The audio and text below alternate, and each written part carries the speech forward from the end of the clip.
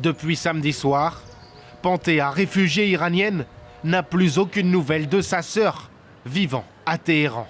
Ça sonne indéfiniment, mais en fait, ça ne sonne pas de leur côté. C'est ce qu'on a su samedi soir quand de leur propre chef, sachant que nous sommes inquiets, ils nous ont appelés. Le téléphone sonne en boucle.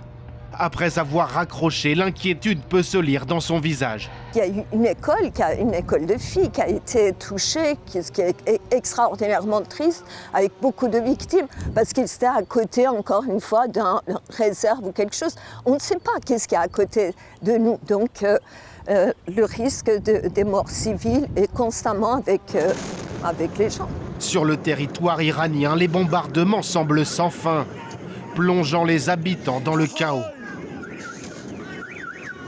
Au moins 555 personnes sont mortes en Iran depuis le début de la guerre avec Israël et les États-Unis. Parmi eux, Ali Khamenei, le guide suprême de la révolution islamique. L'annonce de son décès a déclenché de véritables scènes de liesse dans tout le pays. Tout d'un coup, on voit une possibilité de sortir de ce régime islamique répressif, absolument corrompu,